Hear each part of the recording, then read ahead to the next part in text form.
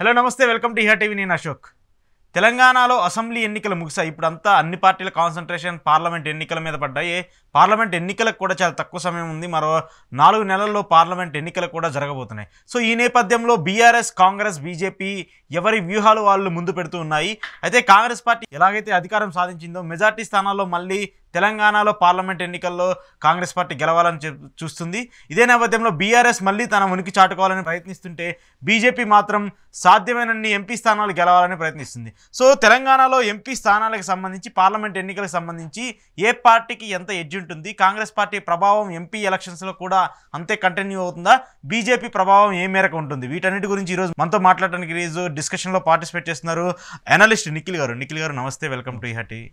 So ఏంటి, Telangana assembly ఎన్నికలు చూసాం. అసెంబ్లీ ఎలక్షన్స్ ఎవరు ఊహించే విధంగా ఒక ఎడ్జ్లో కాంగ్రెస్ గెలిచింది, అంటే ఒక 5 సీట్లు డిఫరెన్స్తో. సో పార్లమెంట్ ఎలక్షన్స్కి వచ్చేసరికి ఆ గ్రాఫ్ అలానే కంటిన్యూ అవుతుందా, ఏమైనా చేంజ్ అయ్యే అవకాశం ఉంటుందా? గతంలో మనం చాలాసార్లు చూసినట్టుగా అసెంబ్లీ ఎన్నికల్లో జరిగింది ఏదైతే ఉందో అదే పార్లమెంట్లో కంటిన్యూ అవుతుందన్న పరిస్థితి అయితే 100కి 100% ఉండకపోవచ్చు. కానీ ప్రస్తుతం టీఆర్ఎస్ అనేది ఒక ప్రాంతీయ పార్టీగా ఉండి అక్కడ నుండి జాతీయ పార్టీగా వెళ్ళాలని వాళ్ళు ఏదైతే ప్లాన్ చేసుకున్నారో ఆ విషయంలో బెడిసి కొట్టి మళ్ళీ వాళ్ళు తెలంగాణ మీద ఎక్కువ ఫోకస్ చేసే అవకాశం ఉంది. ప్రస్తుతం జాతీయ రాజకీయాలు అనే కాన్సెప్ట్ కొద్ది కాలం పక్కన పెట్టే అవకాశం ఉంది. ఓకే, తెలంగాణలో ఉన్న 17 పార్లమెంట్లో మెజారిటీ స్థానాలు గెలిచినప్పుడు మాత్రమే వాళ్ళ ఉనికి మళ్ళీ గెయిన్ అయ్యే ఛాన్సెస్ ఉన్నాయి.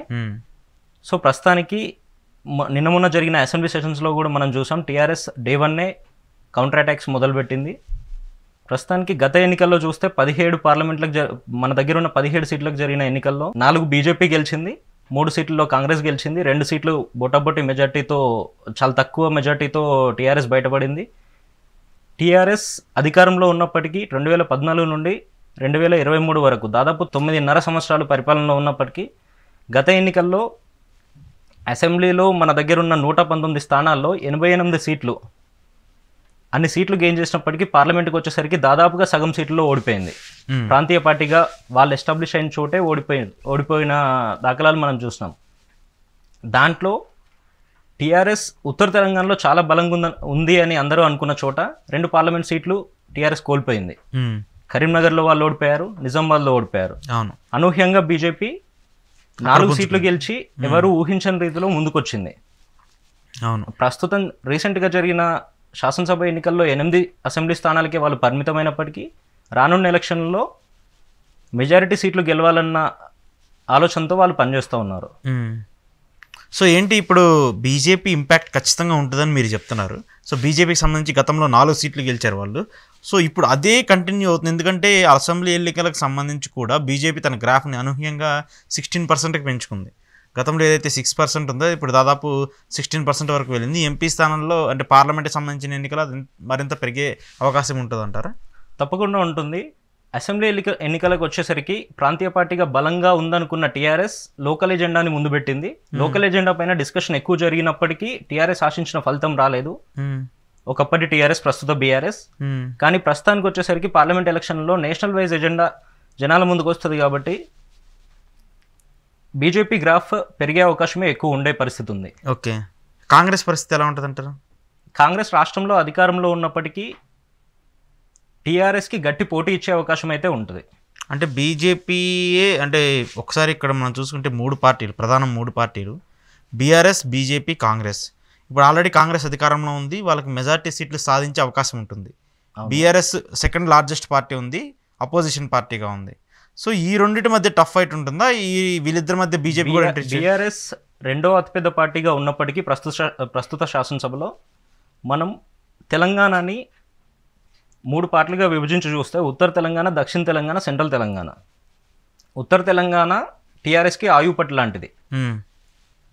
ప్రస్తుతం ఉన్న ఉమ్మడి ఆదిలాబాద్, నిజామాబాద్, కరీంనగర్, వరంగల్ అండ్ మెదక్, ఈ 5 జిల్లాలు టీఆర్ఎస్కి ఆయుపట్టుగా ఉండేవి. ఆ 5 జిల్లాల్లో ఉన్న 54 అసెంబ్లీ సెగ్మెంట్లో టీఆర్ఎస్ ఈసారి గెలిచింది కేవలం 19 సీట్లు. ఓకే. దక్షిణ తెలంగాణకు వచ్చేసరికి మహబూబ్ నగర్, నల్గొండ అండ్ ఖమ్మం, ఈ 3 జిల్లాల్లో ఉండే సీట్లు 36 శాసనసభ సీట్లు. 36 శాసనసభ సీట్లలో టీఆర్ఎస్ గెలిచింది హార్డ్లీ 4-5 సీట్లు. ఓకే. వాళ్ళు పట్టు నిలుపుకుంది కేవలం జిహెచ్ఎంసీ ప్రాంతంలో. ఉమ్మడి హైదరాబాద్, ఉమ్మడి రంగారెడ్డి జిల్లాలో ఉండే 29 సీట్లలో 17 సీట్లు వాళ్ళు గెలిచారు. కాంగ్రెస్ 0 సీట్లు గెలిచింది జిహెచ్ఎంసీ ప్రాంతంలో. జిహెచ్ఎంసీ బయట ఉండే మిగతా 5 నియోజకవర్గాల్లో 4 సీట్లు కాంగ్రెస్ గెలిచింది. కాబట్టి హైదరాబాద్లో వాళ్ళకి ఏమైనా పట్టుండే అవకాశం ఉంది. బట్ ఉత్తర తెలంగాణలో అయితే వాళ్ళు అనుకున్న మేరకు ఫలితాలు రాకపోవచ్చు. ఓకే. సో ఇప్పుడు సెంట్రల్కి సంబంధించి హైదరాబాద్కి రీజనల్కి సంబంధించి ఇక్కడ ఎంఐఎం బలంగా ఉంది, ప్రస్తుతం పొత్తులో బీఆర్ఎస్తో ఉంది. అంటే తర్వాత మేబీ ఎలక్షన్స్లో ఏమైనా జరగవచ్చు, మనం ఎక్స్పెక్టేషన్స్ చేంజ్ చేయకూడదు. కానీ గతంలో ఏదైతే బీఆర్ఎస్ పార్టీ గెలిచిన స్థానాలు ఉన్నాయో ఈసారి అవే నిలబెట్టుకునే పరిస్థితి ఉంటుందా, ఏమైనా చేంజ్ అయ్యే అవకాశం ఉంటుందా? గతంలో గెలిచిన స్థానాల్లో కూడా 2-3 స్థానాల్లో వాళ్ళు 10-12 వేల మెజార్టీతో గెలిచినవి కూడా ఉన్నాయి. ఈసారి ఫైట్ అంతా కాంగ్రెస్ వర్సెస్ బీజేపీ ఉండే అవకాశం ఎక్కువ ఉంది. ఓకే. బీఆర్ఎస్ థర్డ్ పార్టీగా వెళ్ళిపోయే పరిస్థితి ఉంది ప్రస్తుతం ఉన్న పరిస్థితిని బట్టి చూస్తే. ఎందుకని బీజేపీ మధ్య కాంగ్రెస్ మధ్య అంతా పోటీ రావడానికి కారణం? టీఆర్ఎస్ వాళ్ళు చేసిన కొన్ని మిస్టేక్స్ వల్ల వాళ్ళ అధికారం పోద్దని రాష్ట్రంలో మెజారిటీ జనాలు ఎక్స్పెక్ట్ చేయలేదు. అలాంటి పరిస్థితిలో అనుకోని రీతిలో 39 స్థానాలకు పరిమితమై వాళ్ళు ఎక్కడెక్కడైతే బలంగా ఉన్నామని కాన్ఫిడెంట్గా ఉన్నారో ఆ బలంగా ఉన్న సీట్లన్నీ దాదాపుగా ఓడిపోయారు. వాళ్ళ దగ్గర ఉన్న 17 మంది మంత్రుల్లో 6 మంత్రులు ఓడిపోయారు. మహామహులు ఓడిపోయారు. స్వయంగా పార్టీ అధినేత కేసీఆర్ గారే ముఖ్యమంత్రిగా పనిచేసినటువంటి కేసీఆర్ అదే ఉత్తర తెలంగాణలోని కామారెడ్డి జిల్లా నుండి కంటెస్ట్ చేసి ఓడిపోయారు. సో ఆ ప్రభావం ఖచ్చితంగా పార్లమెంట్ ఎలక్షన్స్ పైన ఉంటుంది, పార్టీ పైన కూడా ఉండే అవకాశం ఉంది. ఇప్పుడు ఇంకొకటి ఉంది రూమర్ ఏంటంటే కేసీఆర్ గారు మెదక్ నుంచి ఎంపీగానో పోటీ చేసే అవకాశాలు కూడా ఉన్నాయని అంటున్నారు. సో అలాంటి పరిణామం జరిగితే ఆయనకి ఎలా ఉంటుంది? ఆయనకి ఏమైనా ఎడ్జ్ ఉండే అవకాశం ఉందా, లేదంటే పార్టీకి మరింత మైనస్ అయ్యే అవకాశాలు ఉంటాయి. పార్టీ శాసనసభ పక్షం ఆయన్ని ఆల్రెడీ ఫ్లోర్ లీడర్గా ఎలక్ట్ చేసింది. ఆయన ఇప్పటికే ఆసుపత్రిలో ఉండి మొన్నటి వరకు అసెంబ్లీకి రాలేకపోయారు. దాదాపుగా డాక్టర్లు చెప్తున్న పరిస్థితిని బట్టి చూస్తే ఆయన ఇంకో నెల 15 రోజులు 2 నెలల వరకు కూడా అసెంబ్లీకి వచ్చే పరిస్థితి లేదు. దాని తర్వాత ఇంకో 2 నెలలు గడిచిన తర్వాత అసెంబ్లీ ఎలక్షన్స్కి పార్లమెంట్ ఎలక్షన్స్కి ఉండే టైం కేవలం 2 నెలలు మాత్రమే. అవును. ఆ 2 నెలల్లో ఆయన పార్టీని సంసిద్ధం చేయాల్సి ఉంటుంది ఒకవైపు, మరోవైపు శాసనసభాపక్ష నేతగా ప్రతిపక్ష నాయకుడిగా ఆయన తన బాధ్యతని ఏమన్నా నిర్వర్తించగలిగితే అప్పుడు మళ్ళీ జనాలు తన వైపు ఏమన్నా ఆలోచన చేసే అవకాశం ఉండొచ్చు. ఓకే. సో ఆయన పోటీ చేసినప్పటికీ అంత ప్రభావం ఉండే అవకాశం ఉండదు. ప్రస్తుతానికి ఉమ్మడి మెదక్ జిల్లాలో ఉన్న 10 సీట్లలో వాళ్ళు 7 సీట్లు గెలిచారు. మెదక్ నుండి తను పోటీ చేస్తే గెలిచే అవకాశాలు ఉండొచ్చేమో కానీ పార్టీని సక్సెస్ఫుల్గా విజయం వైపు డ్రైవ్ చేసే అవకాశాలు అంత ఉండకపోవచ్చు. అంటే రీసెంట్గా కొన్ని సర్వేలు చెప్తున్నా ఏంటంటే పార్లమెంట్ ఎన్నికలకు సంబంధించి తెలంగాణలో కాంగ్రెస్ విజయం సాధించిన తర్వాత మెజార్టీ మళ్ళీ 10 స్థానాల వరకు కాంగ్రెస్ పార్టీ గెలుస్తుంది. బీజేపీకి ఒక 2 స్థానాలు, బీఆర్ఎస్కి ఒక 4 స్థానాల వరకు వచ్చే అవకాశం ఉన్నాయని చెప్తున్నారు. సో అంటే ఇక్కడ కాంగ్రెస్సే తన లీడ్ కంటిన్యూ చేస్తూ వస్తుంది సర్వేల ప్రకారం చూసుకుంటే ఇప్పటి వరకు. సో ఇదే లీడు అప్పటిదాకా వస్తుందా, లేదంటే మళ్ళీ మీరు ఇందాకన్నట్టు బీఆర్ఎస్ పక్కకి వెళ్ళిపోయి వారు మొత్తం బీజేపీ కాంగ్రెస్ మధ్య ఉండే అవకాశం ఉంటుందంటారా? ప్రస్తుతానికి జనాలు ఇప్పటికిప్పుడు కాంగ్రెస్ మీద ఒక నెగిటివ్ ఒపీనియన్కి వచ్చే అవకాశం అంత ఫాస్ట్గా రాకపోవచ్చు. ప్రస్తుతం ఉన్న పరిస్థితిని బట్టి చూస్తే వాళ్ళకి 100 రోజుల సమయం ఉంది కాబట్టి ప్రస్తుతానికి వాళ్ళు ఇచ్చిన 6 గ్యారెంటీలు అమలు చేయడానికి ఇవన్నీ చేస్తూ పోయి జనాలకి ఒక పర్సెప్షన్ క్రియేట్ అయ్యే లోపే పార్లమెంట్ ఎలక్షన్స్ వస్తాయి కాబట్టి అది డెఫినెట్గా కాంగ్రెస్ వర్సెస్ బీజేపీగానే ఉండే అవకాశం ఉంటుంది. మరొక విషయం ఏంటంటే టీఆర్ఎస్లోకి గత 9-9.5 సంవత్సరాల నుండి బయట పార్టీల నుండి వచ్చి ఎవరైతే చేరారో లోకల్ బాడీస్లో వాళ్ళలో మెజారిటీ సభ్యులు దాదాపుగా ప్రస్తుతం రాష్ట్రంలో అధికారంలో ఉన్న కాంగ్రెస్ పార్టీ వైపు వెళ్ళే అవకాశం ఉంటుంది. ఇదంతా ఒక రకంగా టీఆర్ఎస్కు మైనస్ అని చెప్పవచ్చు. ఓకే. సో అంటే మీరు చెప్పేది బీఆర్ఎస్ నేతలు మళ్ళీ కాంగ్రెస్లోకి షిఫ్ట్ అవుతారు అంటున్నారు? తప్పకుండా. అంటే మేబీ ఎమ్మెల్యేలు అవ్వచ్చు, మంత్రుల స్థాయిలో పనిచేసిన వాళ్ళు అయ్యే అవకాశం కూడా ఉండొచ్చు. మాజీ ఎమ్మెల్యేలు, మాజీ లీడర్లు చాలా మంది వెళ్ళిపోయే అవకాశాలు ఉంటాయి. ఓకే. సో వాళ్ళందరూ ఎంపీగా పోటీ చేసే అవకాశాలు కూడా ఉంటాయి అంటారు? ఎంపీగా పోటీ చేసే అవకాశాలు పెద్దగా ఉండకపోయినప్పటికీ పోటీ చేసే అభ్యర్థులకు వాళ్ళ బలం యాడ్ అయ్యే అవకాశాలు ఎక్కువ ఉంటాయి. ఓకే. సో ఇది చాలా మామూలు చాలా ఈవెన్ మీరు చెప్పినటువంటి మెదక్ పార్లమెంటుకు కూడా కేసీఆర్ గారు ఆల్రెడీ నర్సాపూర్ నుండి ఎమ్మెల్యేగా 2018 నుండి మొన్న 23 వరకు పనిచేసినటువంటి చిల్ముల మదన్ రెడ్డి గారికి ఎంపీగా అవకాశం ఇస్తామని తనకు హామీ ఇచ్చినట్టుగా మనం చూసాము.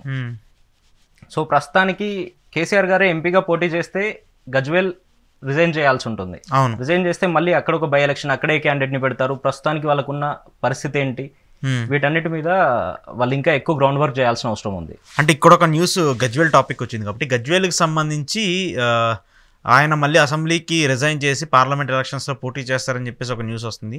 అక్కడ గతంలో ఎవరైతే కేసీఆర్ పైన పోటీ చేసినటువంటి అభ్యర్థి ఎవరైతే ఉన్నారో సో ఆయన్ని మళ్ళీ అక్కడ రంగంలోకి దింపి అక్కడ బై ఎలక్షన్ జరపాలన్న ఒక న్యూస్ కూడా వస్తుంది. సో అది వంటేరు ప్రతాప్ రెడ్డి గారు మీరు చెప్తున్నాయన తన మీద పోటీ చేసి, అవును వంటేరు ప్రతాప్ రెడ్డి గారు అక్కడ కష్టపడ్డ వ్యక్తి వంటేరు ప్రతాప్ రెడ్డి గారు. తనకి బేసిక్గానే గజ్వేల్ ప్రాంతంలో చాలా హోల్డ్ అయితే ఉంది. ఒక రకంగా మీరు చెప్తుంది ఏంటంటే గజ్వేల్ నుండి వంటేరు ప్రతాప్ రెడ్డి బై ఎలక్షన్కి వెళ్తాడు టీఆర్ఎస్ క్యాండిడేట్గా అని మీరు అనుకుంటున్నారు. బట్ తనే ఒకవేళ తన పాత మిత్రుత్వం రేవంత్ రెడ్డి గారికి, ప్రస్తుత ముఖ్యమంత్రి గారికి బాగా క్లోజ్. తాను ఒకప్పుడు తనే కాంగ్రెస్కి వెళ్ళి కాంగ్రెస్ క్యాండిడేట్గా కంటెస్ట్ చేసే పరిస్థితులు కూడా ఉండొచ్చు కదా.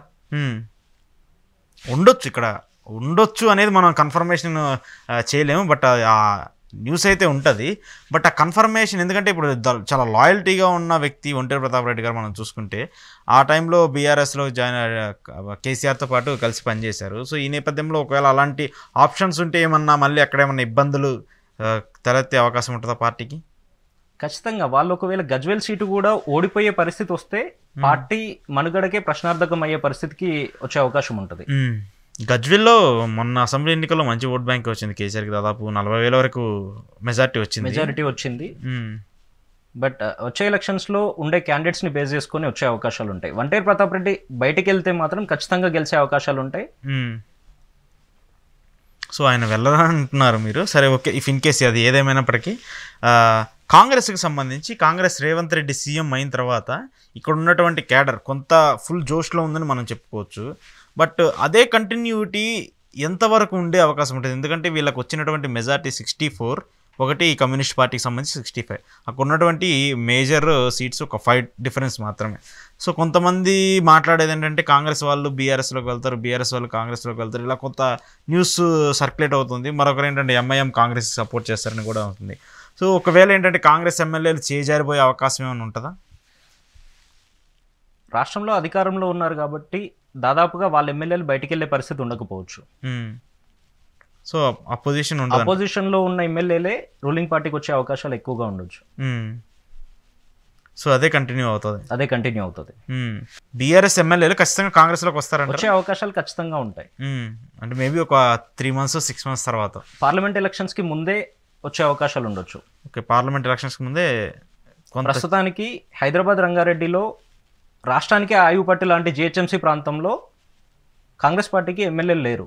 అవును. కాబట్టి ఖచ్చితంగా రేవంత్ రెడ్డి గారికి ఉన్న పాత పరిచయాలు, వాళ్ళందరూ తనతో కలిసి పనిచేసిన పాత టీడీపీ మిత్రులే దాదాపుగా హైదరాబాద్ ఎమ్మెల్యేలుగా గెలిచారు హైదరాబాద్ రంగారెడ్డి ప్రాంతంలో.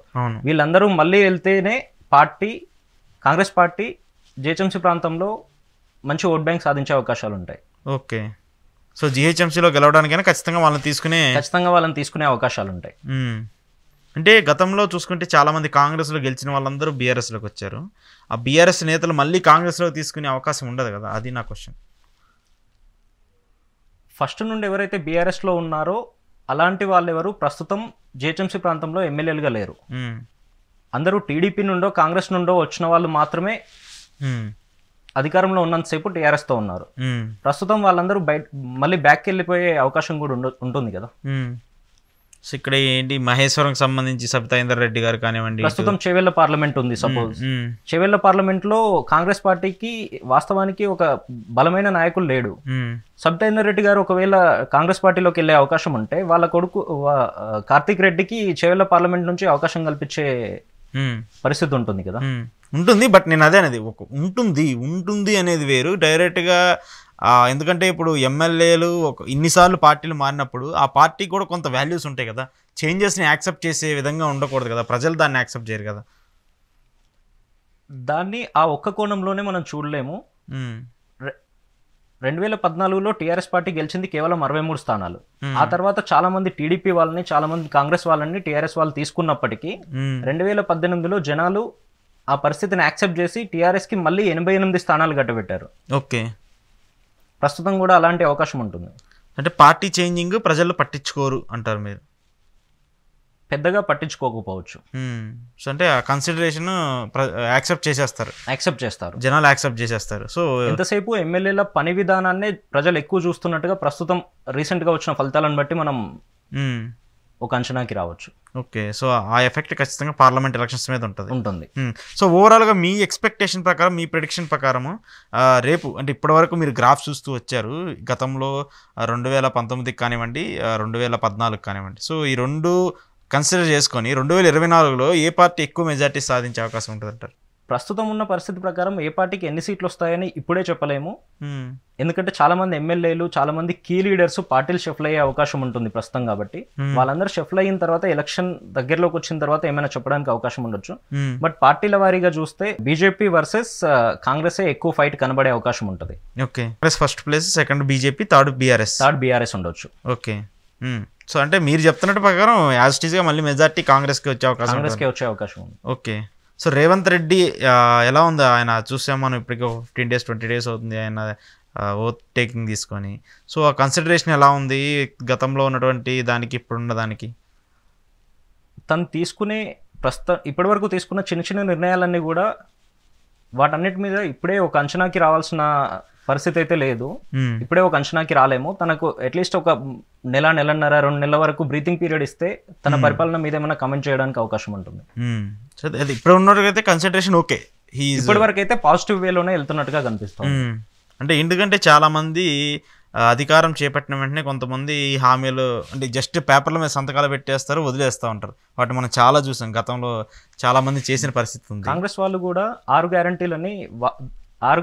గ్యారంటీల వాగ్దానం పైనే వాళ్ళ క్యాంపెయిన్ అంతా నడిచింది. 6 గ్యారంటీల్లో వాళ్ళు ఆల్రెడీ 2 గ్యారంటీలు మొత్తంగా ఇంప్లిమెంట్ చేయకపోయినప్పటికీ పార్షల్గా అయితే ఇంప్లిమెంట్ చేశారు.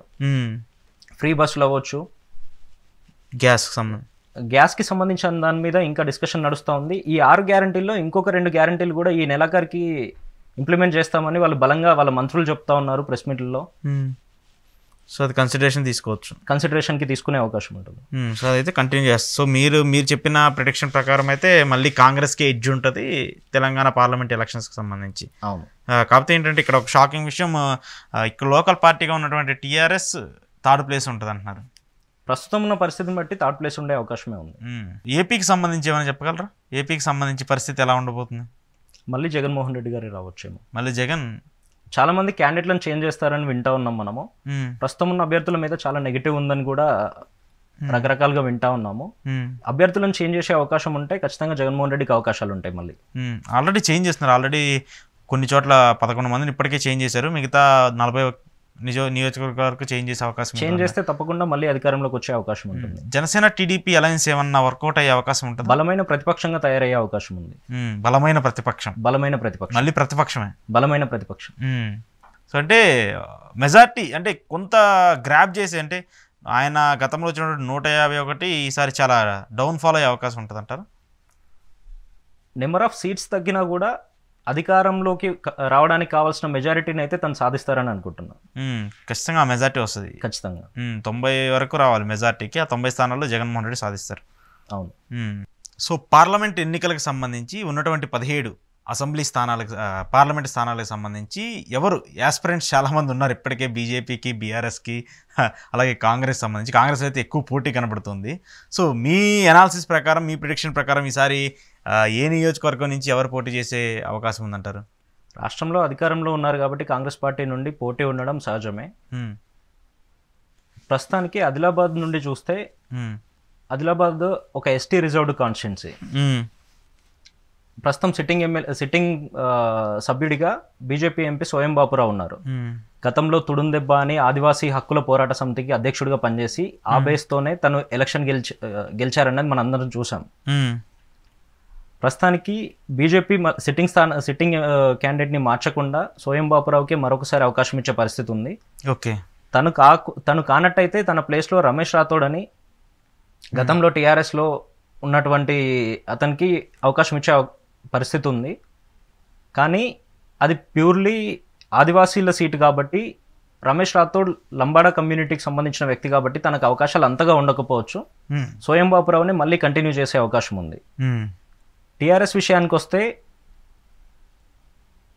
ఆత్రం సక్కు అని అస్ఫాబాద్ నుండి 2018 నుండి 23 వరకు ఎమ్మెల్యేగా పనిచేశాడు. మొన్న తనకి అసెంబ్లీ ఎన్నికల్లో సీట్ ఇవ్వకుండా పార్లమెంటుకు పంపించే అవకాశం ఉంది. తను కూడా సేమ్ ఆదివాసీ కమ్యూనిటీకి సంబంధించిన వ్యక్తే కావడం వల్ల తనకు అవకాశాలు ఉండొచ్చు. తను కాకుండా తనతో పాటు ఇంకో యాస్పిరెంట్ టీఆర్ఎస్ నుండి గోడెం నగేష్ అని ఇంతకుముందు అదే స్థానం నుండి కంటెస్ట్ చేసిన వ్యక్తి ఉన్నాడు. తనకి మళ్ళీ ఒకసారి అవకాశం ఇచ్చే పరిస్థితి ఉంది. వీళ్ళిద్దరిలో ఎవరైనా ఒకరు టీఆర్ఎస్ క్యాండిడేట్ అయ్యే అవకాశం ఉంది. ఓకే, కాంగ్రెస్ సంబంధించి కాంగ్రెస్ నుండి నరేష్ యాదవ్ అని ఇంతకుముందు పోటీ చేసిన వ్యక్తి ఉన్నాడు. తనకే మళ్ళీ ఒకసారి అవకాశం ఇచ్చే పరిస్థితి ఉంది. కానీ ఈ సీట్లో టీఆర్ఎస్ వర్సెస్ బీజేపీ ఉండే అవకాశం ఎక్కువ ఉంది. ఓకే, కాంగ్రెస్ ఇక్కడ ఉండకపోవచ్చు, కాంగ్రెస్ పెద్దగా ఉండకపోవచ్చు. ఈ సీట్ పరిధిలో ఉండే 7 అసెంబ్లీల్లో కూడా దాదాపుగా 4 అసెంబ్లీలు బీజేపీ మొన్నటి అసెంబ్లీ ఎన్నికల్లో గెలుచుకుంది. ఓకే, గతంలో వాళ్ళకి ఆ జిల్లాలో ప్రాతినిధ్యం లేదు. ప్రస్తుతం 4 ఎమ్మెల్యేలు, 7లో 4 ఎమ్మెల్యే సీట్లు వాళ్ళే గెలిచారు కాబట్టి మరొకసారి వాళ్ళకి అవకాశం ఉండే పరిస్థితి ఉంది. పెద్దపల్లికి ఎలా ఉండబోతుంది? పెద్దపల్లి సంబంధించి పెద్దపల్లి ఎస్సీ రిజర్వ్డ్ సీట్ కాబట్టి ఇదే ఉమ్మడి ఆదిలాబాద్ జిల్లాలోని 3 నియోజకవర్గాలు, ఉమ్మడి కరీంనగర్లోని 4 నియోజకవర్గాలు కలిపి పెద్దపల్లి పార్లమెంట్ ఉంటుంది. దాంట్లో దాదాపుగా అన్ని నియోజకవర్గాల్లో కాంగ్రెస్ గెలిచింది. కాబట్టి కానీ విచిత్రం ఏంటంటే కాంగ్రెస్ కి ప్రస్తుతానికి క్యాండిడేట్ లేడు అక్కడ. వివేక్ వెంకటస్వామి, వినోద్ వెంకటస్వామి వాళ్ళ ఫ్యామిలీ నుండి క్యాండిడేట్ ని ఎవరినైనా తీసుకొచ్చే అవకాశం ఉంది, లేదంటే కొత్త క్యాండిడేట్ కోసం చూడొచ్చు. అంటే వివేక్ వాళ్ళ కొడుకు వచ్చే అవకాశం ఉందని కూడా వస్తుంది. సో ఆయన పోటీ చేస్తే అక్కడ ప్లస్ అవుతుందా? కాంగ్రెస్ ప్లస్ అయ్యే అవకాశమే ఉంటుంది. టీఆర్ఎస్ నుండి చెన్నూరు ఎమ్మెల్యేగా ఓడిపోయిన బాల్కసుమన్ కి, లేదంటే సిట్టింగ్ ఎమ్మెల్యేగా ఉన్న వెంకటేష్ నేతాకి మరోసారి అవకాశం ఇచ్చే పరిస్థితి ఉంటుంది. ఓకే, బాల్కసుమన్ అంత క్యాపబిలిటీ ఉంటుందంటారా ఎంపీగా పోటీ చేసి? బాల్కసుమన్ గతంలో 2014 నుండి 19 వరకు పెద్దపల్లి పార్లమెంట్ ఎంపీగా పనిచేశాడు. రాష్ట్రంలో ఉన్న అధినాయకత్వానికి కూడా తను చాలా క్లోజ్గా ఉంటాడు కాబట్టి తనకు మరొకసారి టికెట్ కేటాయించే అవకాశాలు ఉంటాయి. ఇంకొకటి నిజామాబాద్కి సంబంధించి, నిజామాబాద్ చాలా కీ నియోజకవర్గం పార్లమెంట్కి సంబంధించి. సో పార్లమెంట్ అలా ఎలా ఉండబోతుంది? గతంలో ఎవరు ఊహించని విధంగా ధర్మపురి అరవింద్ అక్కడ గెలవడం జరిగింది. ఆ సిట్టింగ్ స్థానంని ధర్మపురి అరవింద్కి బీజేపీ మరొకసారి కేటాయించే అవకాశం ఉంది. ఆ పార్లమెంట్ పరిధిలోకి వచ్చే 7 నియోజకవర్గాల్లో గత ఎన్నికల్లో, మొన్న జరిగిన ఎన్నికల్లో కూడా ధర్మపురి అరవింద్ కోరుట్ల నుండి పోటీ చేసి మంచి ఓట్లు సాధించాడు. ఓడిపోయినప్పటికీ చాలా తక్కువ మెజారిటీతో తన ప్రత్యర్థి టీఆర్ఎస్ క్యాండిడేట్ గెలవడం జరిగింది. ప్రస్తుతానికైతే తనకి మరొకసారి అవకాశం ఇస్తారు పార్టీ తరఫున. సో ఇక కరీంనగర్ నియోజకవర్గం చాలా ఇంట్రెస్టింగ్ నియోజకవర్గం, ఎందుకంటే అక్కడ బండి సంజయ్ ఎంపీగా ఉన్నారు ప్రస్తుతం. ఆయనే కంటిన్యూ అవుతారా లేకపోతే ఎలా ఉండబోతుంది అక్కడ? గతంలో తన మీద ఉన్న ఎమోషన్ అంతా ప్రస్తుతం ఉన్న ఎలక్షన్కి క్యారీ ఫార్వర్డ్ అవ్వకపోవచ్చు. గతంలో 2014లో 18 ఎలక్షన్లో తను ఓడిపోయిన విధానము, ఓడిపోయిన తర్వాత తన మీద ఉన్న సింపతి ఇవన్నీ కలిసి వచ్చి తను 2019 ఎన్నికల్లో గెలవడం జరిగింది. ప్రస్తుతానికి అక్కడ టీఆర్ఎస్ క్యాండిడేట్ గా బలమైన అభ్యర్థి వినోద్ కుమార్ ఉండే అవకాశం ఉంది. బీజేపీ నుండి బండి సంజయ్ ఉన్నప్పటికీ వినోద్ కుమార్, బండి సంజయ్ మధ్య పోటీ ఎక్కువగా ఉండే పరిస్థితి ఉంది. ఓకే, మెదక్ స్థానానికి సంబంధించి ఎలా ఉండబోతుంది? టీఆర్ఎస్ నుండి కేసీఆర్ గారు పోటీ చేస్తే గనక తను గెలిచే అవకాశం ఉంది ఖచ్చితంగా. ఓకే, బీజేపీ నుండి రఘునందన్ రావు గారు పోటీ చేసే అవకాశం ఉంది. కాంగ్రెస్కి సంబంధించి జగ్గారెడ్డి గారు కానీ, లేదంటే ఇంతకుముందు గతంలో 2009 నుండి 14 వరకు ఎంపీగా పనిచేసినటువంటి విజయశాంతి గారు రీసెంట్గా మళ్ళీ కాంగ్రెస్ పార్టీలో చేరారు కాబట్టి తనకు అవకాశం ఇచ్చే పరిస్థితులు ఎక్కువగా ఉన్నాయి. ఓకే, సో అక్కడ అయితే అల్టిమేట్గా గెలిచే పరిస్థితి అయితే కేసీఆర్ గారికే ఉండొచ్చు. మెదక్లో చాలా టఫ్ ఫైట్ అక్కడ అయితే. మెదక్ ట్రయాంగిల్ ఫైట్ ఉంటుంది. బీజేపీకి కూడా ఉంటుంది అక్కడ. బీజేపీ 3rd ప్లేస్ ఉండొచ్చు. ఓకే, జహీరాబాద్కి సంబంధించి జైరాబాద్కు సంబంధించి టీఆర్ఎస్ సిట్టింగ్ స్థానాన్ని కదపకపోవచ్చు. బీబీ పాటిల్ గారికి మరొకసారి అవకాశం ఇచ్చే పరిస్థితి ఉంది. ఆ ప్రాంతంలో లింగాయత్ కమ్యూనిటీ కొంచెం ఇన్ఫ్లుయెన్షియల్ కాబట్టి తనకి మరొకసారి అవకాశం ఇచ్చే పరిస్థితి ఉంది. కానీ కాంగ్రెస్ నుండి సురేష్ షెట్కర్ గారికి అవకాశం ఖచ్చితంగా వస్తుంది ఈసారి. తనని మొన్నటి అసెంబ్లీ అభ్యర్థుల లిస్టులో ఫస్ట్ లిస్టులో ప్రకటించినప్పటికీ మళ్ళీ తన ప్లేస్ని సంజయ్ రెడ్డి గారికి కేటాయించి తనకి లోక్సభ అవకాశం ఇస్తామని హామీ ఇవ్వడం జరిగింది. ఖచ్చితంగా సురేష్ షెట్కర్ గారు గెలిచే అవకాశాలు ఎక్కువగా ఉన్నాయి అక్కడ. వరంగల్ జిల్లాకు సంబంధించి వరంగల్ పార్లమెంట్ ఎలా ఉండబోతుంది అక్కడ? వరంగల్ పార్లమెంట్ ఈసారి కొంచెం ఎక్స్పెక్ట్ చేయని క్యాండిడేట్స్ పోటీ చేసే అవకాశాలు ఎక్కువగా ఉన్నాయి. ఓకే, గత ఎన్నికల నుండి బీజేపీకి మద్దతుగా మందకృష్ణ మాదిగ గారు ప్రచారం చేశారు. ఓకే, తను ఇప్పటి వరకు ఏ చట్టసభకు ఎన్నిక కాలేదు కాబట్టి ప్రస్తుతానికి తనకు బీజేపీ మద్దతుతో వరంగల్ ఎస్సీ పార్లమెంట్ నియోజకవర్గం కాబట్టి తనకు మద్దతు తెలిపే పరిస్థితులు ఎక్కువగా ఉండొచ్చు. ఓకే, బీఆర్ఎస్ నుండి సిట్టింగ్ స్థానాన్ని పస్నూరు దయాకర్ గారికి ఇవ్వచ్చు. ఒకవేళ తనని కాదు అనుకునే పక్షంలో వర్ధన్నపేట ఎమ్మెల్యేగా ఓడిపోయిన గతంలో 1,00,000 ఓట్ల మెజారిటీ సాధించిన ఆరూరు రమేష్కి ఇచ్చే అవకాశాలు ఎక్కువగా ఉంటాయి. ఓకే. ఇదే నియోజకవర్గం నుండి ఎస్సీ నియోజకవర్గం కాబట్టి ప్రస్తుత ముఖ్యమంత్రి రేవంత్ రెడ్డి గారికి చాలా క్లోజ్గా మూవ్ అవుతున్న అద్దంకి దయాకర్ గారికి కూడా తనని అక్కడ అకామిడేట్ చేసే పరిస్థితులు ఉండొచ్చు. మొన్నటి అసెంబ్లీ ఎన్నికల్లో తనకు టికెట్ కేటాయించలేరు కాబట్టి ప్రస్తుతానికి తనను అక్కడికి పంపించే అవకాశాలు ఉండొచ్చు. ఓకే. మహబూబాబాద్ ఎస్టీ నియోజకవర్గంలో దాదాపుగా ఆ పార్లమెంట్లో ఉన్న అన్ని స్థానాల్లో కాంగ్రెస్ వాళ్ళే గెలవడం జరిగింది. ప్రస్తుతానికి అక్కడ నుండి మాజీ కేంద్ర మంత్రిగా పనిచేసినటువంటి కాంగ్రెస్ సీనియర్ నాయకుడు బలరాం నాయక్ గారికి అవకాశం ఉంటుంది. ఓకే. తనతో పాటు టీఆర్ఎస్ నుండి మాలోత్ కవితకి మళ్ళీ అవకాశం ఉంటుంది. పర్టికులర్ నియోజకవర్గంలో లంబాడాలకు అవకాశం ఇచ్చే పరిస్థితి ఉంటుంది. బలరాం నాయక్ గారు కానివ్వండి, మాలోత్ కవిత కానివ్వండి, వీళ్ళు లంబాడా కమ్యూనిటీకి సంబంధించిన వాళ్ళు. ఓకే. కాబట్టి వాళ్ళకి అవకాశాలు ఉంటాయి. Malkajgiri main city, heart of the సిటీకి సంబంధించింది వచ్చే పార్లమెంట్ ఎలక్షన్లో వన్ ఆఫ్ ది హాట్ టాపిక్గా మల్కాజ్గిరి పార్లమెంట్ ఉండే పరిస్థితి ఉంది. ప్రస్తుత ముఖ్యమంత్రి రేవంత్ రెడ్డి గారు అదే నియోజకవర్గం నుండి పార్లమెంటుకు పోటీ చేసి గెలిచిన నియోజకవర్గం అది. రేవంత్ రెడ్డి గారు ప్రస్తుతం ముఖ్యమంత్రిగా కొనసాగుతున్నారు కాబట్టి ఆ సిట్టింగ్ స్థానంలో టీఆర్ఎస్ నుండి కాంగ్రెస్లోకి వచ్చినటువంటి మైనంపల్లి హనుమంతరావు గారికి అవకాశం ఇచ్చే పరిస్థితి ఉంటుంది. ఆ నియోజకవర్గంలో ట్రయాంగిల్ ఫైట్ ఉంటుంది. హేమహేమిల్ పోటీ చేసే అవకాశం ఉంటుంది. బీజేపీ నుండి మురళీధర్ రావు గారు, జాతీయ ప్రధాన కార్యదర్శిగా ఉన్నటువంటి మురళీధర్ గారు పోటీ చేసే అవకాశం కూడా ఉంటుంది అదే స్థానం నుండి. ఒకవేళ తను పోటీ చేయని పక్షంలో గతంలో పోటీ చేసినటువంటి రామచంద్రరావు గారు, ఎమ్మెల్సీ రామచంద్రరావు గారు పోటీ చేసే అవకాశం ఉంటుంది. వీళ్ళిద్దరు కాకుండా టీఆర్ఎస్ నుండి కేటీఆర్ గారికి చాలా ఆప్తుడిగా మెలిగేటటువంటి షంబీపూర్ రాజు గారికి ఇచ్చే అవకాశం ఉంటుంది. ఓకే. సికింద్రాబాద్కి సంబంధించి సికింద్రాబాద్ నుండి కేంద్ర మంత్రిగా ఉన్నటువంటి కిషన్ రెడ్డి గారికి మళ్ళొకసారి బీజేపీ టికెట్ వచ్చే పరిస్థితి ఉంటుంది ఖచ్చితంగా. టీఆర్ఎస్కి సంబంధించి అక్కడ ఈసారి దాసోజు శ్రవణ్ గారికి అవకాశం ఇచ్చే పరిస్థితి ఉండొచ్చు. లేదంటే సెకండ్ ఆప్షన్ కింద గతంలో పోటీ చేసినటువంటి తలసాని సాయి కిరణ్ గారికి అవకాశం ఉంటుంది. ఓకే. కాంగ్రెస్ నుండి మాజీ క్రికెటర్ అజారుద్దీన్ గారికి అవకాశం ఉండొచ్చు. ఓకే. సికింద్రాబాద్ నుండి. ఓకే. ఎందుకని అక్కడ అంతా tough? Kishan Reddy already established MP, ఆయన ఆల్రెడీ చాలాసార్లు గెలిచాడు అక్కడి నుంచి, అసెంబ్లీగా కానివ్వండి, పార్లమెంట్కి కానివ్వండి. సో మళ్ళీ అక్కడ మెజారిటీ ఆయనకే ఉండే అవకాశం ఉండొచ్చు కదా. ప్రస్తుతానికి సికింద్రాబాద్ పార్లమెంట్ పరిధిలో ఉన్నటువంటి అన్ని నియోజకవర్గాల్లో 6 నియోజకవర్గాల్లో టీఆర్ఎస్ ఎమ్మెల్యేలు ఉన్నారు. ఒక నాంపల్లి నియోజకవర్గం మినహా మిగతా అంతా టీఆర్ఎస్ ఎమ్మెల్యేలే ఉన్నారు కాబట్టి పర్టికులర్ నియోజకవర్గంలో ముస్లిం పాపులేషన్ కూడా బాగానే ఉంటుంది. దానివల్ల అజారుద్దీన్ గారికి ఇచ్చే అవకాశాలు ఉండొచ్చు. ఓకే. సో హైదరాబాద్కి సంబంధించి అదంతా ఎంఐఎం కంచుకోట అని వింటా ఉంటాం మనము. మరొకసారి వాళ్ళకి మాత్రమే అక్కడ గెలిచే పరిస్థితులు ఉండొచ్చు. సో అక్కడ కాంగ్రెస్కి సంబంధించిన అభ్యర్థిని ఎవరిని నిలబెట్టే అవకాశం ఉండొచ్చు అంటారు? గతంలో పోటీ చేసినటువంటి ఫిరోజ్ ఖాన్ గారికి మరొకసారి అవకాశం ఇచ్చే పరిస్థితి ఉండొచ్చు. ఓకే. చేవెళ్ళ ఎంపీకి సంబంధించి చేవెళ్ళ నుండి ప్రస్తుతానికి గతంలో కాంగ్రెస్ నుండి పోటీ చేసినటువంటి వ్యక్తి కొండ విశ్వేశ్వరరెడ్డి గారు ఈసారి బీజేపీ నుండి బరిలోకి దిగే అవకాశం ఉంది. కాంగ్రెస్కి సంబంధించి అక్కడ ప్రస్తుతానికైతే క్యాండిడేట్ లేరు. ఒకవేళ మనం ఇందాక చర్చించినట్టు సబితేందర్ రెడ్డి గారు కనుక కాంగ్రెస్లోకి వెళ్ళే పరిస్థితి ఉంటే ఓకే, సబితేందర్ రెడ్డి గారి తనయుడు కార్తిక్ రెడ్డి గారికి అక్కడ నుండి అవకాశం ఇచ్చే పరిస్థితి ఉంది. ఓకే. మహబూబ్ నగర్కి సంబంధించి ఎలా ఉండబోతుంది?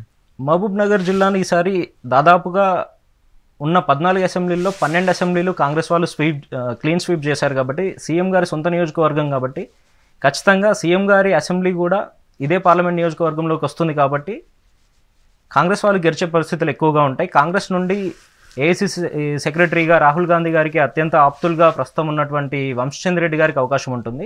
గెలిచే అవకాశాలు కూడా తనకే ఉండొచ్చు. బీజేపీ నుండి కూడా బీజేపీ జాతీయ ఉపాధ్యక్షురాలుగా ఉన్నటువంటి డీకే అరుణ గారికి అవకాశం ఉంటుంది. టీఆర్ఎస్ నుండి మరొకసారి వాళ్ళిద్దరూ రెడ్డి క్యాండిడేట్ కి టికెట్ ఇస్తే గనక బీఆర్ఎస్ నుండి ఈసారి బీసీకి టికెట్ ఇచ్చే అవకాశాలు కూడా లేకపోలేదు అక్కడ. ఓకే, అది ప్యూర్లీ రెడ్డి డామినెంట్ ఏరియా అయినప్పటికీ బీఆర్ఎస్ నుండి మాజీ మంత్రి శ్రీనివాస్ గౌడ్కి ఇచ్చే అవకాశం ఉంటుంది. ఒకవేళ లేదు అన్న పరిస్థితిలో మన శ్రీనివాస్ రెడ్డి గారిని మరొకసారి కంటిన్యూ చేసే అవకాశం ఉండొచ్చు. ఓకే, గెలవడం అయితే వంశచంద్ర రెడ్డి గారు గెలిచే అవకాశం ఉంది ఆ కాన్స్టిట్యున్సీ, ఆ పర్టికులర్ కాన్స్టిట్యున్సీలో. ఓకే, సో ఆయనకి మెజార్టీ ఎక్కువ ఉంటుంది అక్కడ. అవును. నాగర్ కర్నూలు పార్లమెంట్కి సంబంధించి ఎలా ఉంటుంది? Nagar Kurnool SC reserved constituency కాబట్టి రేవంత్ రెడ్డి గారికి దాదాపుగా చాలా సన్నిహితులుగా గత 4-5 సంవత్సరాల నుండి మెలుగుతున్నటువంటి మల్లు రవి గారికి టికెట్ వచ్చే అవకాశం ఉండొచ్చు కాంగ్రెస్ పార్టీ నుండి. టీఆర్ఎస్ నుండి సిట్టింగ్ ఎంపీగా ఉన్నటువంటి పోతుగంటి రాములు గారికి అవకాశం ఉండొచ్చు. లేదన్న పరిస్థితిలో అచ్చంపేట ఎమ్మెల్యేగా ఓడిపోయినటువంటి గువ్వల బాలరాజు గారికి అవకాశం ఇచ్చే పరిస్థితి ఉంది. ఓకే, అసెంబ్లీ ఉన్నటువంటి స్థానాలు ఇట్లా పార్లమెంట్కి రీప్లేస్ చేస్తే అవి గెలిచే అవకాశాలు ఉంటాయంటారా? 100కి 100% గెలుస్తారని చెప్పలేము. కానీ మహబూబ్నగర్ జిల్లా అయితే కాంగ్రెస్ పార్టీ కంచుకోట లాంటిది కాబట్టి దాదాపుగా ఉన్న 14 నియోజకవర్గాల్లో 12 నియోజకవర్గాలు వాళ్ళే గెలిచారు కాబట్టి డెఫినెట్గా కాంగ్రెస్ పార్టీకి బలమైన ఓట్ బ్యాంక్ ఉన్నందువల్ల ఆ 2 స్థానాలు కూడా కాంగ్రెస్ వాళ్ళు గెలిచే పరిస్థితి ఉంది. నల్గొండకు సంబంధించి ఎలా ఉంటుంది అంటారు? నల్గొండలో ఉన్న 12 అసెంబ్లీలకి 11 అసెంబ్లీలు కాంగ్రెస్ వాళ్ళు గెలిచారు. కాంగ్రెస్ పార్టీకి చాలా బలంగా క్యాడర్ ఉన్న జిల్లాల్లో నల్గొండ కూడా ఒకటి కాబట్టి ఖచ్చితంగా నల్గొండ నుండి మాజీ మంత్రివర్యులు జానారెడ్డి గారు టికెట్ అడుగుతున్నట్టుగా వింటా ఉన్నాం మనము. తను పోటీ చేస్తే కనుక క్లీన్ స్వీప్ అయ్యే అవకాశం ఉంది. ఓకే, తనతో పాటు ఒకవేళ తనకి టికెట్ రాని పరిస్థితిలో పటేల్ రమేష్ రెడ్డి గారిని అక్కడ అకామిడేట్ చేసి పక్కనే ఉన్న భువనగిరి నియోజకవర్గం నుండి చామల కిరణ్ గారికి అవకాశం ఇచ్చే పరిస్థితి ఉంటుంది కాంగ్రెస్ తరఫున. ఓకే, అక్కడ బీఆర్ఎస్ బీజేపీ ఎలా ఉండబోతుంది? భువనగిరి నుంచి భువనగిరి నుండి బీజేపీ క్యాండిడేట్గా బూర నర్సయ్య గౌడ్ గతంలో 2014 నుండి 19 వరకు టీఆర్ఎస్ నుండి సిట్టింగ్ ఎంపీగా పనిచేసినటువంటి బూర నర్సయ్య గౌడ్ గారికి అవకాశం ఇచ్చే పరిస్థితి ఉంది. ఓకే, బీఆర్ఎస్కి ప్రస్తుతానికి అక్కడ జిట్ట బాలకృష్ణారెడ్డి గారిని కానీ ఆలేరు ఎమ్మెల్యేగా పనిచేసినటువంటి బూడిద భిక్షమయ్య గౌడ్ గారిని కానీ పెట్టే అవకాశం ఉండొచ్చు. ఓకే, సో అయితే చేంజెస్ అయితే ఉంటాయి బీఆర్ఎస్కి సంబంధించి తప్పకుండా. Okay, main last interesting constituency Khammam జిల్లాలో పొంగులేటి గారు మొన్న ఏ రకంగా క్లీన్ స్వీప్ చేశారో మనం చూసాము. ఖమ్మం జిల్లాలో ఉన్నటువంటి 10 నియోజకవర్గాల్లో ఒక్కటి మాత్రమే బీఆర్ఎస్ గెలిచారు. అది మహబూబాబాద్ పార్లమెంట్ పరిధిలోకి వస్తుంది. మిగతా ఖమ్మం పార్లమెంట్ కింద వచ్చేటువంటి 7 అసెంబ్లీల్లో కూడా క్లీన్ స్వీప్గా కాంగ్రెస్ వాళ్ళు గెలిచారు కాబట్టి ఖచ్చితంగా తన వర్గం నుంచి ఎవరైనా వ్యక్తికి తన టికెట్ ఇప్పించే అవకాశాలు ఉండొచ్చు. లేదు అంటే మాజీ కేంద్ర మంత్రిగా పనిచేసినటువంటి రేణుకా చౌదరి గారికి ఆ టికెట్ వచ్చే అవకాశాలు ఎక్కువగా ఉన్నాయి. రేణుకా చౌదరి గారు పోటీ చేస్తే ఇంకా మోస్ట్లీ గెలిచే అవకాశం ఉంటుంది. ఇక్కడ ఖచ్చితంగా అక్కడ నుండి ఎవరు పోటీ చేసినా కూడా గెలిచే అవకాశం అయితే ఉంది. కాంగ్రెస్కి బీజేపీకి క్యాండిడేట్ కూడా లేని పరిస్థితి అక్కడ ఖమ్మంలో. బీఆర్ఎస్ ఏమన్నా పోటీ ఇస్తా? అక్కడ బీఆర్ఎస్ నామమాత్రం పోటీ ఇచ్చే అవకాశం ఉంది. సో అయితే మీరు చెప్పేదాని ప్రకారం compulsory Congress majority easy win అంటారు ఖమ్మం సీటు 100%. సో ఇప్పుడు మీరు చూసినటువంటి ప్రస్తుత లిస్టు ప్రకారం ఎవరికి ఎక్కువ ప్రజెన్స్ ఉంటుంది అంటారు? ఇప్పటివరకు మనం డిస్కస్ చేసిన దాంట్లో కాంగ్రెస్కే ఎక్కువ స్కోప్ ఉండే అవకాశం, ఎక్కువ స్కోప్ ఉంటుంది. సెకండ్ ప్లేస్లో బీజేపీ ఉండొచ్చు, థర్డ్ ప్లేస్కి టీఆర్ఎస్ పరిమితం అయ్యే అవకాశాలు ఉండొచ్చు. ఓకే, సో ఇదే మోస్ట్లీ కనిపిస్తుంది 2024 ఎలక్షన్స్లో కూడా ఇదే రిజల్ట్స్ ఉండబోద్ది అంటారు మీరు? అవును. ఇంకేమైనా ఉన్నాయా చేంజెస్ చేసే వాళ్ళు కూడా కాంగ్రెస్ కొత్త అభ్యర్థి? ఎందుకంటే పార్లమెంట్కి సంబంధించి అసెంబ్లీకి చూపించినంత ఇంట్రెస్ట్ చూపించారు చాలామంది కంటెస్ట్ చేయడానికి కూడా. సో పార్లమెంట్కి సంబంధించి ఎవరన్నా ఎన్ఆర్ఐలని ఆ పార్టీలు ఈ పార్టీలు దింపే అవకాశాలు ఉంటాయి? కాంగ్రెస్ పార్టీ నుండి 1-2 సీట్లకి చేవెళ్ళ లాంటి ప్లేసెస్లో ఎవరైనా ఎన్ఆర్ఐలను తీసుకొచ్చే అవకాశం ఉంది. కాంగ్రెస్ పార్టీకి ప్రస్తుతానికైతే లీడర్షిప్కి కుదవలేదు. కాంగ్రెస్లో చాలామంది సీఎం క్యాండిడేట్లే దాదాపుగా 15-18 మంది ఉండడం మనం చూస్తూ ఉంటాము. టీఆర్ఎస్కి కూడా ఇప్పటివరకు అధికారంలో ఉన్నారు కాబట్టి క్యాండిడేట్లకి ఏ ఇబ్బంది ఉండకపోవచ్చు. బీజేపీకి చూస్తేనే రాష్ట్రంలో 17 నియోజకవర్గాల్లో దాదాపు 5-6 నియోజకవర్గాలకి క్యాండిడేట్లే లేని పరిస్థితి మనం చూస్తూ ఉన్నాం.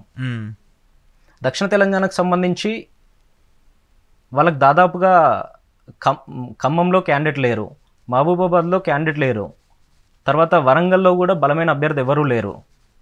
నల్గొండ జిల్లాలో ఉన్న 2 నియోజకవర్గాల్లో భువనగిరి పార్లమెంట్లో మాజీ పార్లమెంట్ సభ్యులు బూర నర్సయ్య గౌడ్ గారు ఉన్నప్పటికీ అంత పోటీ ఇవ్వకపోవచ్చు. నల్గొండలో అయితే అసలు వాళ్ళ క్యాండిడేటే లేరు. ఓకే, సో మరి అది ఏం జరుగుతుందో కూడా చూడాలి. మరి మీరు చెప్పినట్టు మీ అనాలిసిస్ ఎలా ఉండబోతుంది? రైట్ నిఖిల్ గారు, thank you very much. Me parliament election సంబంధించి మీ ప్రిడిక్షన్, మీ అనాలిసిస్ ఇది. ఈరోజు ఎక్స్క్లూజివ్ ఇంటర్వ్యూ చూస్తూనే ఉండండి ఈహా టీవీ.